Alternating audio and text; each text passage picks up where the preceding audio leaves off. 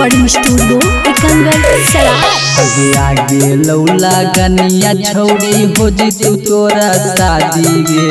आगे लौला गनिया छौड़ी हो जी तू तोरा शादी गे। लव भरवा के भूलैनी भतरा साथे माजा गे। हियरवा के भूलैनी भतरा साथे माजा गे। याद हमरा यही जब रोबौ दिन रतिया गे। याद हमरा यही जब रोबौ दिन रतिया गे।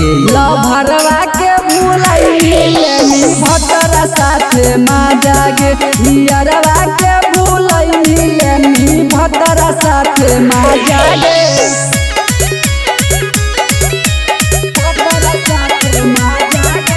डीजे कुंदन राज चीरी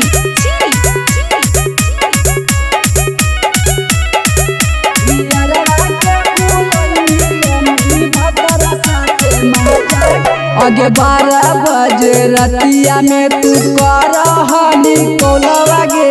बाबू सोना कही के लगैनी हलया दतिया गे। आगे 12 बजे रतिया में तू करहनी कोलवा गे। बाबू सोना कही के लगैनी हलया दतिया गे। अब हमरा छोड़ी के तू जाई ससुरवा गे।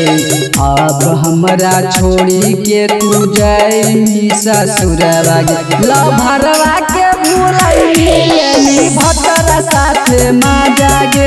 हियरवा के भूलैनी भतरा साथे माजा गे। डीजे कुंदन राज चीरी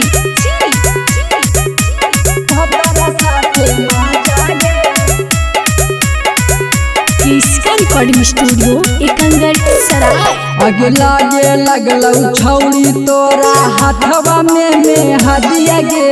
कल्हे तोहर दुआरा पर आई तो बरतिया गे। आगे लागे लगलौ छौड़ी तोरा हाथवा में हदिया गे।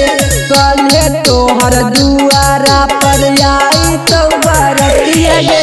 चंदन चिंगारी साथे करी लेनी सदिया गे। मासूम प्रकाश कुंदन के तोड़ी देनी दिला गे। लव भरवा के भूलैनी भतरा साथे माजा गे।